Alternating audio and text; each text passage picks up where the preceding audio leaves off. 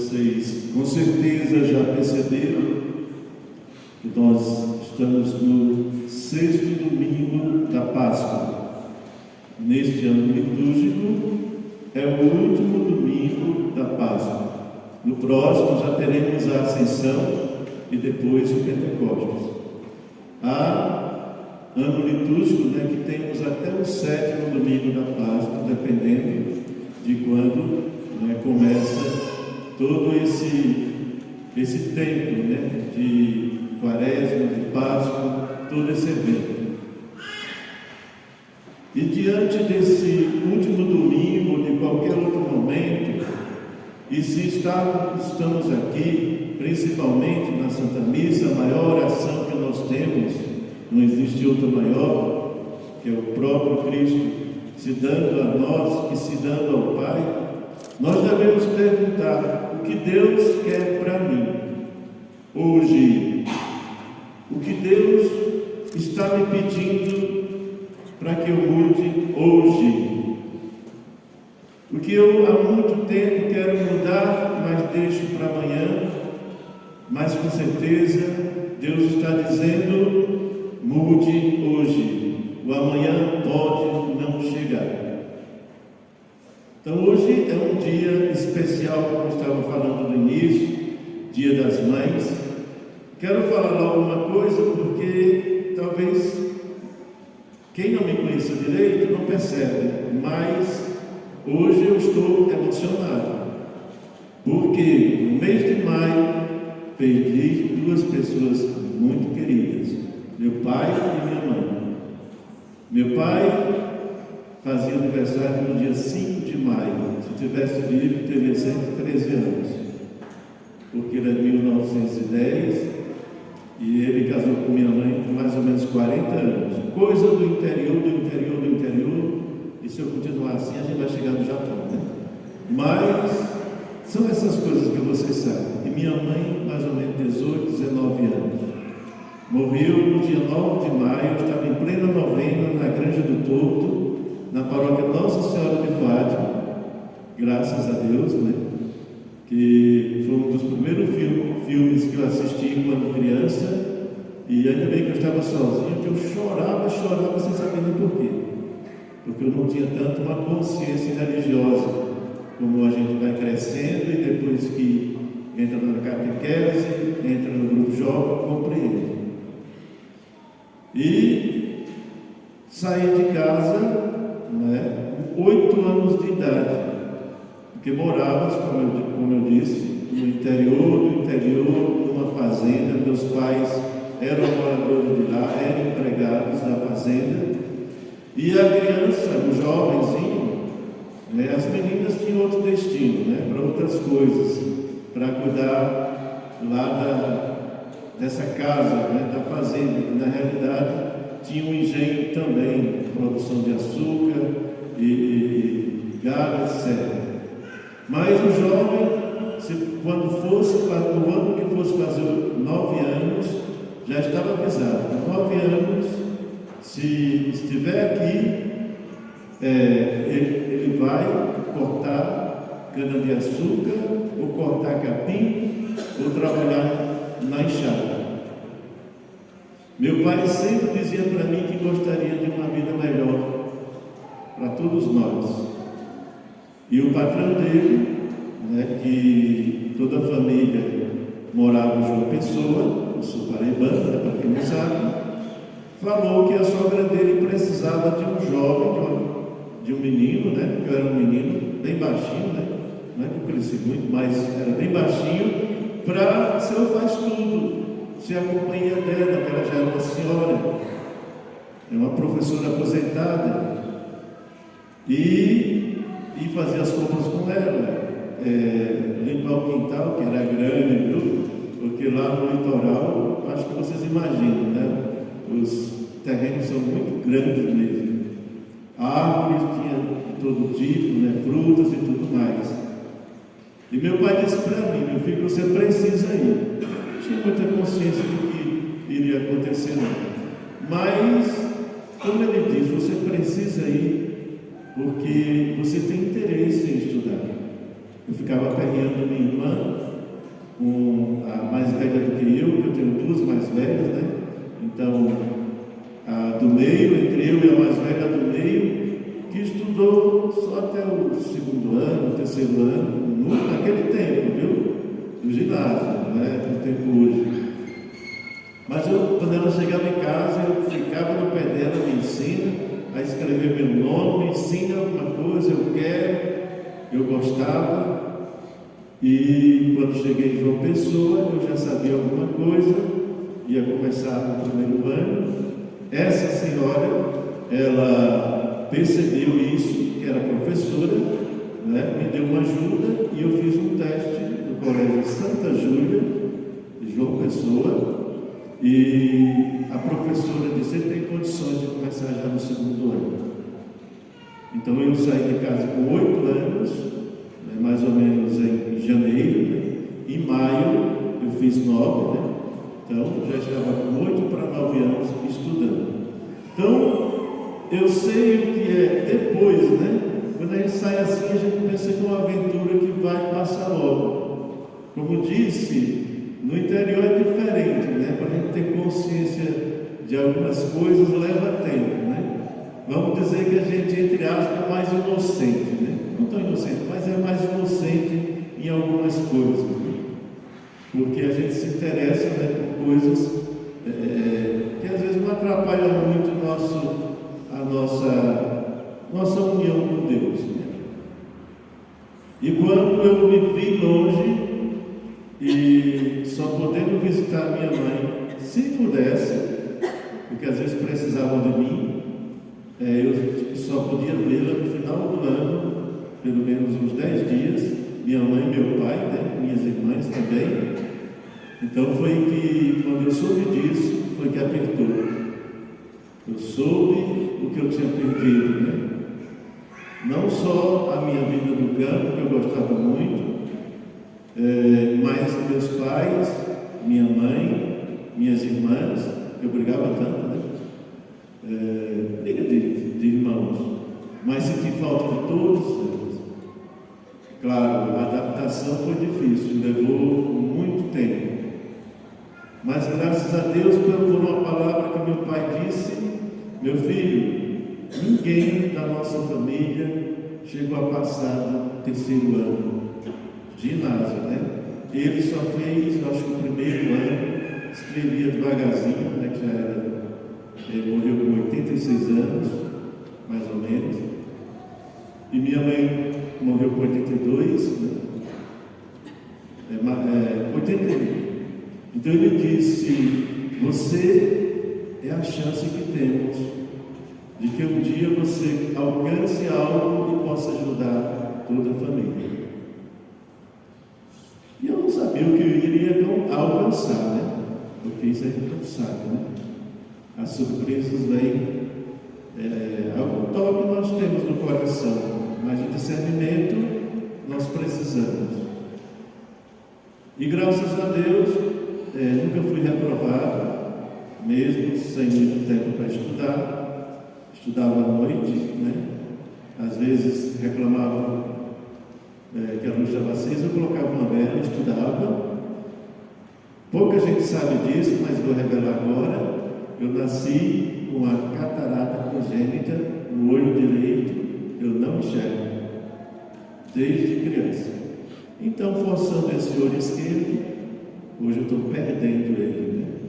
Espero que eu não perca aqui e o bispo não me tire, né? Pelo menos, mas está tendo uma diminuição. Por isso que às vezes eu me atrapalho ali, vou ter que mudar de óculos. E depois da Covid foi que tudo mudou, tive que trocar os óculos tudo de novo. Enfim, eu consegui terminar o ginásio, né, o científico, que a gente vai falar de ginásio científico, passei no vestibular para administração, passei no concurso de banco, fiz 7 anos bancário, e tudo isso movido por essa palavra que meu pai falou: lute, não desiste. Era um senhor, como muita gente dizia, do mato, né? Matuto, mas tinha uma sabedoria, né, de arrepiar. Era uma flecha que entrava no nosso coração. E eu lembrava disso quando eu queria desistir, disse, mas ele disse isso, eu preciso. E as forças chegavam. E eu consegui, passei 7 anos no banco, depois desisti de tudo, namorado, de tudo, e dentro do seminário, já com 25, 26 para 27 anos, e estou aqui. Por que eu estou dizendo isso também? Porque essa palavra do meu pai, lute, faça tudo para você ser alguém. Nossa família nunca chegou a tanto. É claro que aonde eu cheguei hoje, os meus primos, né, que não chegaram, minhas irmãs, tudo, aplaudem e tudo mais, e às vezes quer me tratar como alguém superior, mas digo, não, eu continuo sendo irmão de vocês, né? Só conquistei algumas coisas por graça de Deus. E fiz questão de dizer sobre essa palavra, porque nós temos a palavra de Deus, que é mais forte que tudo, e nem sempre a gente escuta, e nem sempre a gente se motiva, e nem sempre a gente acredita que tem poder para transformar até o impossível. Que a gente diz, como é que isso vai melhorar? Quantos de nós, né, diz, como é que isso vai melhorar? Não tem mais jeito, né? Fulano já está perdido, ciclana já está estragada. Eu acho que aí eu me lembrava da frase, né? E hoje recordei de novo. Acho que foi falta de escutar a palavra de Deus, dizendo que Ele estava conosco, dizendo que Ele podia tudo. Que eu comecei a ter essa consciência de verdade, com 18 anos, num grupo de jovens da Renovação Carismática Católica. Então, foi só uma introdução, não queria que fosse tão longa, não, mas terminou sendo, porque faz sentido, porque aqui, nesse sexto domingo da Páscoa, último domingo, tem um desafio para nós, que a gente vai se perguntar se amamos a Deus ou não, ou quanto amamos de fato. Se esse amor eu sinto, eu já senti, graças a Deus. Mas tem período que fica nublado, cinza, como ficou na vida dos apóstolos. Porque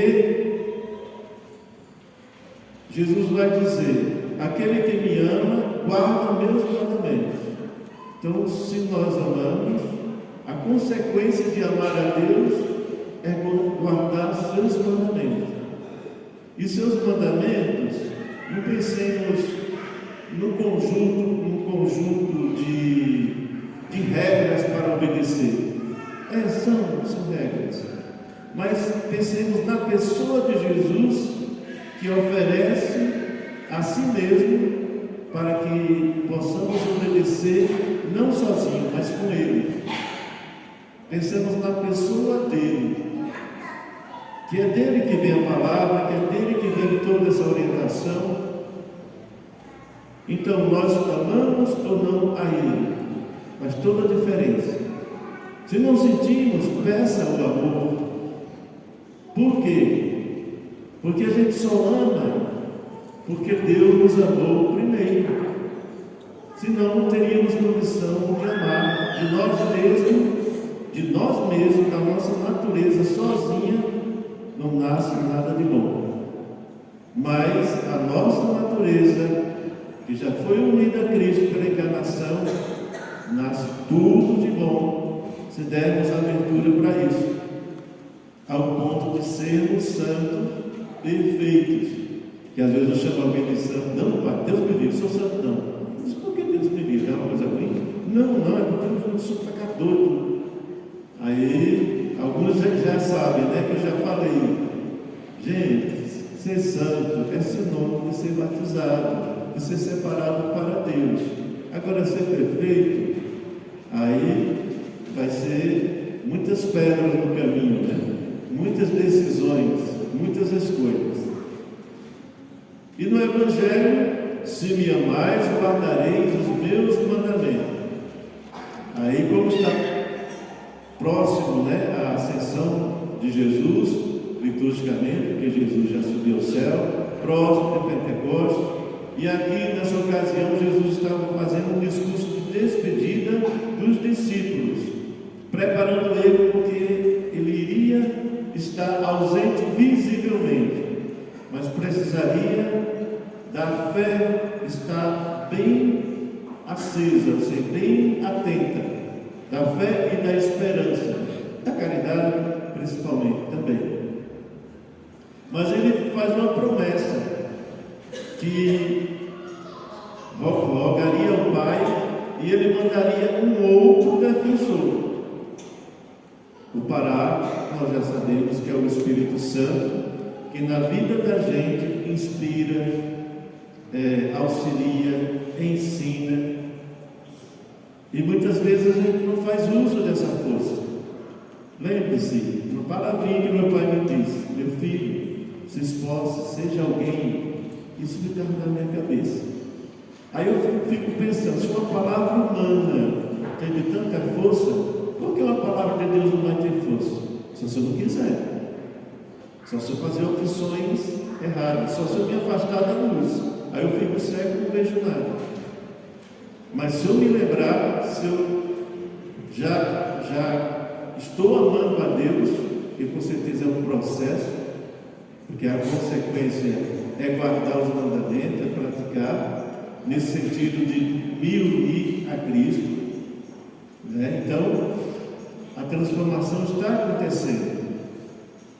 Então ele diz que pedirá um outro defensor que virá a nós. E quem já leu a palavra de Deus, leu umas 3 vezes, 4 vezes, 5 vezes, todos vocês já sabem, que Deus orienta sobre isso, sobre o Espírito Santo, que vem em auxílio da nossa fraqueza, porque nós mesmos sozinhos a gente não sabe o que pedir, quando pedir, mas ele vem e inspira até enquanto a gente dorme, através de sonho, porque diz a palavra que Deus cuida de nós, até enquanto a gente dorme, o Espírito Santo é Deus, e não está separado da Trindade. Então é o Pai, o Filho e o Espírito Santo que cuida de nós. E fala: não vos deixarei órfão. Quando teve essa separação na minha casa, eu me senti órfão. Coisas que tanto homens como mulheres vão entender. Coisas que a gente precisaria perguntar ao pai e à mãe, porque era o mais confiável. O pai e a mãe são os mais confiáveis para perguntarmos quando estamos crescendo certas coisas. Eu não tinha. E descobri que quando perguntava ao outro, mesmo se eu não soubesse da resposta, sabia que aquela resposta não era certa. Eu disse: eu tenho que buscar a certa. E com Deus temos o Espírito Santo, Deus mesmo que se dispõe a estar conosco para responder aquilo que nós precisamos, auxiliar como devemos rezar. Nossa Senhora, uma das aparições em Medjugorje,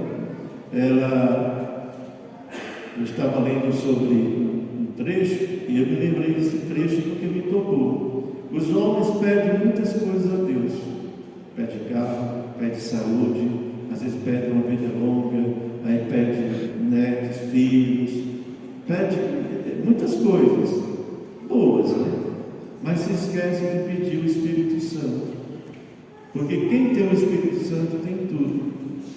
Aí ficou guardado no meu coração, assim como a palavra humana do meu pai. Agora foi a palavra que eu vi numa aparição, uma das aparições de Nossa Senhora em Medjugorje, Então isso me ajuda muito. Até tem pessoas, colegas, mas diz no bom sentido: Marcelo, homem das pequenas palavras, porque as pequenas frases é mais fácil de guardar do que um texto desse tamanho, E dali Deus transforma, né? E a gente sabe que para Deus basta uma só palavra e tudo acontece.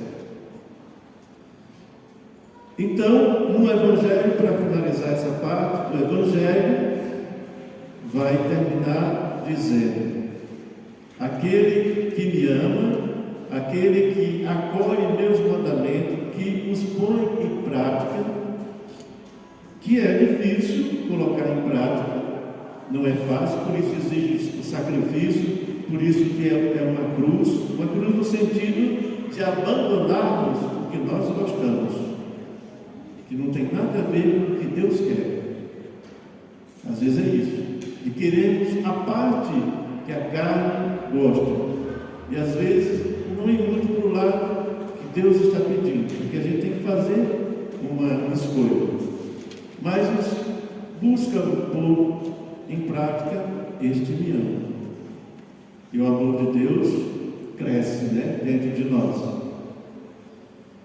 E na primeira leitura vai falar da expansão da igreja.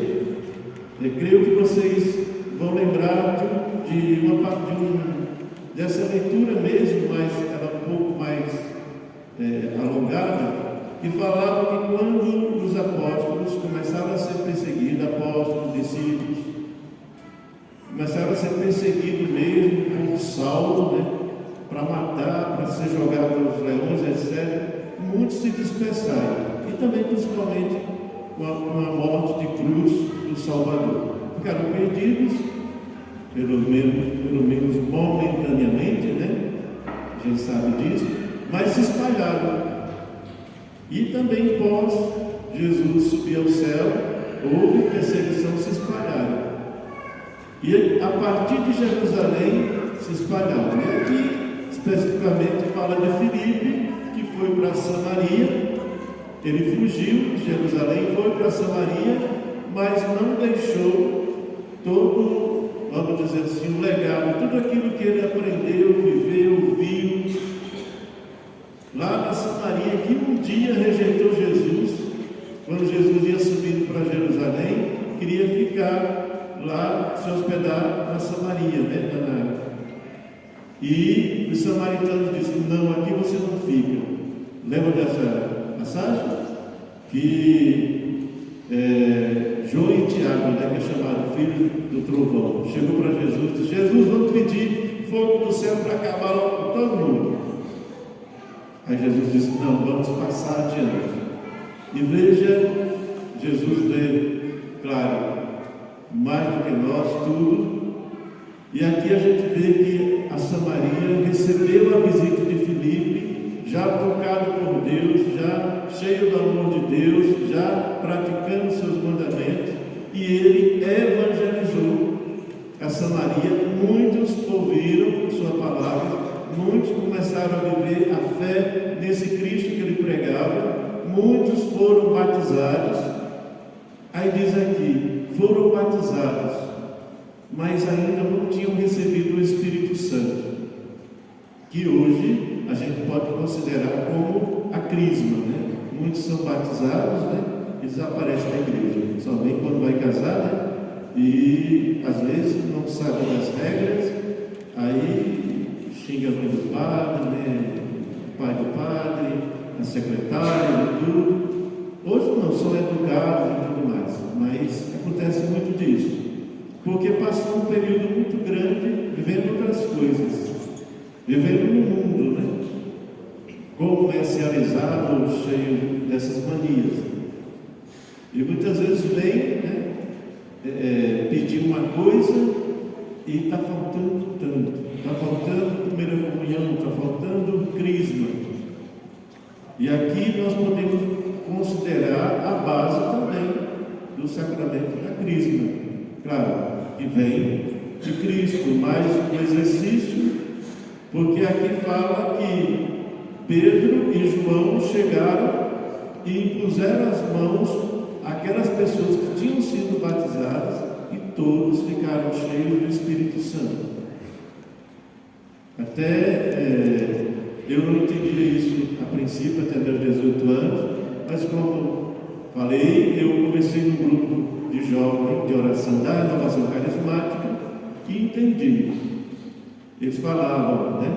Eles eram bem instruídos, os coordenadores eram adultos, diziam, não é um novo batismo, mas é pedir a Deus que o batismo que você recebeu, que o Espírito Santo que está em você, ele aconteça, ele faça acontecer na sua vida, que você deixe. E mudou a minha vida mesmo, e está mudando, né? Porque os desafios são muitos para que a gente compreenda como resolvê-los.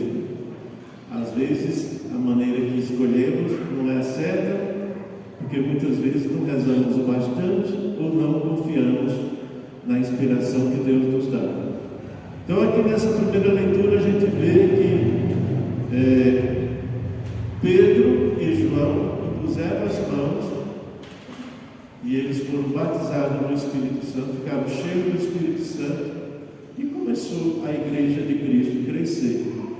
E nós estamos aqui por causa da coragem desses homens, coragem ao ponto de ir à morte. Hoje, em alguns lugares já está acontecendo, né? Mortes para pessoas que se diz cristã, seja católico ou de outra denominação. Vocês sabem disso, né? Não chegou no Brasil. Mas eu diria hoje que um dos martírios, talvez para alguns de nós, para mim também, é Deus pedir que eu tenha uma conduta excelente, que eu seja honesto, que eu não imite, vamos dizer assim, como falava na Bíblia, não imite os pagãos, como Jesus falou também. Vocês podem obedecer ou fazer o que os fariseus falam, mas nunca façam o que eles fazem. Estou dizendo do meu jeito, lembrando da passagem. E isso foi a ação do Espírito Santo, né, na expansão da igreja, nesta primeira leitura. Na segunda leitura, São Pedro, né, que a gente chama o primeiro Papa, e gosto de falar, assim, simples, mas que tem um sentido para mim. Vocês entendem o que significa a palavra Papa? Sim ou não? Deixa eu tirar o óculos, não vejo vocês direito. Só vejo aqui. Eu tenho miopia. Quem tem miopia aqui? Sabe o que é, né? É ruim, né? A gente gasta dinheiro para comprar 1000 torneiros, né? Quem tem miopias, né? Brincadeira, né? Então, no horário errado, né? Então Pedro, aqui a exortação de Pedro para nós é a fidelidade ao projeto de Deus, e tudo isso conduzido pelo Espírito Santo. E essa fidelidade é comportar-se de uma maneira que fosse de acordo com a vontade de Deus e que louvasse a Deus. E esse comportamento significava que era uma consequência também boa de uma unidade com Cristo. E era santificar-se. E querer se santificar não é erro, não é pecado, não é presunção. É o que Deus já chamou, ser santo, como o Pai do céu é santo, seres perfeitos. Ele já chamou, então muita gente diz, não, eu sou pecador. Isso não vai resolver nada, isso a gente já sabe. Então ele chama, porque a busca de santidade é uma poderosa arma para a gente se livrar de muitas coisas ruins na nossa vida. Quando você pensa, eu estou buscando o que é certo, eu já experimentei o que Deus pode fazer, eu já experimentei o que Deus faz na vida de muitas pessoas, fez na minha vida. Então, se eu não persevero nessa vida de santidade e escolho sair do caminho, que é Cristo, fazer um atalho, pode ser que esse atalho me leve a um abismo e não tenha volta. Pode ser. Mas pode ser como a ovelha, né? Que se perdeu e Jesus vai buscar com alguma coisa ou outra. Eu sei que Deus nunca nos abandona. E é tão poderosa que pode vencer o mal, porque a palavra de Deus em nós tem essa força. Precisamos acreditar, precisamos sentir esse amor de Deus. Se não sentirmos, precisamos pedir. E São Pedro, ele dá conselhos, né? E sobretudo, algo que eu vi até no filme, aí já entendi que foi tirado dessa passagem, né? Estejam prontos para dar razão à vossa fé. Aqui fala esperança, mas é a esperança, a fé, o seu ser cristão. Esteja pronto, porque você vai ser testado em qualquer lugar que você for. Se você diz que é cristão, você vai ser testado. Qualquer lugar, como eu fui testado 7 anos no banco, testado mesmo. E a gente só não me chamava de santo, então o restante você já sabe. E não acreditava em nada, porque lá eu me deparei com maçom, com espírita, com categoseiro, com muitas coisas. E graças a Deus permaneci, né? Fui aprendendo. Creio eu, depois de um tempo, que esse período foi um período de aprendizado. E São Pedro fala: estejam prontos para dar razão à nossa fé, para defender a nossa fé. Por que você crê em Deus? Por que você faz isso? Por que você, algo diz assim, estraga a sua vida indo para a igreja? Na visão deles, claro, né? Na nossa visão de quem vive na igreja sabe que não é um estragar, é tirar os estragos. Como outra frase, né, que eu vi e que eu creio que cabe aqui, porque Deus é aquele que tira o homem da lama, do pecado, e depois vai tirando a lama do homem. Dá para entender, né? Me tira da lama, e depois é como se fosse me dando banho. Mas eu preciso querer. Se me tira da lama e eu continuo com a lama, eu volto para a lama de novo. E às vezes é pior, né? A circunstância. Mas ele age desse jeito. Se nos tira do pecado, de uma ocasião de morte, de fato, todo pecado leva à morte, é tirar da lama e trabalho do Espírito Santo em nós, a ação também dos anjos, dos santos e nossa Mãe Maria, é esse trabalho de tirar a lama dos nossos pensamentos, do nosso coração, da nossa vida, a lama de imitarmos o mundo, o jeito que as pessoas fazem para viver. Depois, se tiver oportunidade, eu converso, mas no meu tempo. Mas eu fiquei surpreso aqui com algumas coisas para a festa da quermesse. Mas eu entendi o porquê, por isso que eu fiquei calado, né? Mas eu entendi aqui, não que eu seja melhor do que vocês, mas é que eu já passei por algumas provações, né, que posso dizer isso agora.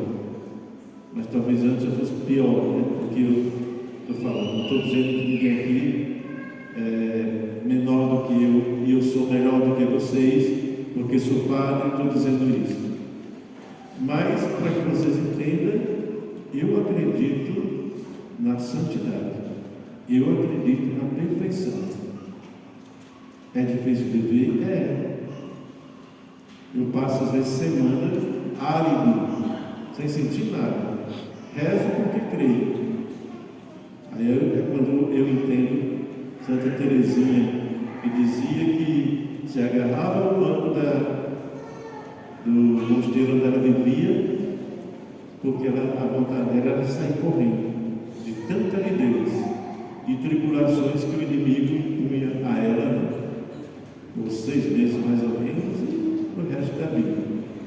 Santa Teresinha, né, que morreu aos 24 anos. Então peçamos a Deus que a nossa vivência de fé seja verdadeira, para não perdermos tempo, para não nos cansarmos.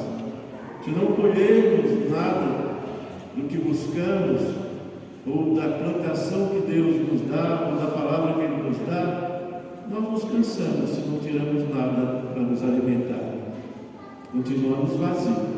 E não é esse o objetivo da igreja, não é isso o que a igreja oferece. Ela oferece transformação, mudança, santificação e felicidade ainda aqui na terra, com as graças de Deus que se realiza em nós.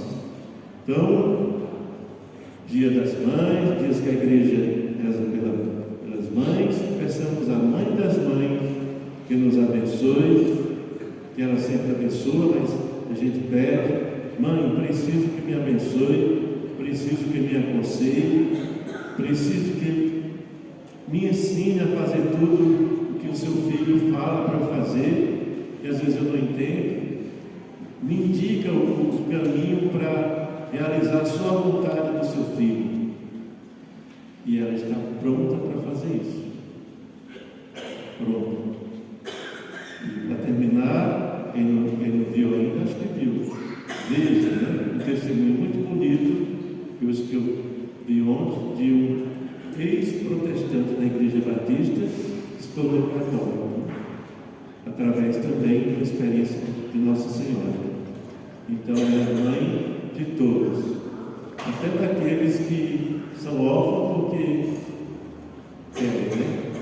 Porque rejeita a mãe de Jesus, como se ela não fosse a mãe, fosse alguém só que emprestou seu útero para Jesus nascer, e não é assim, né?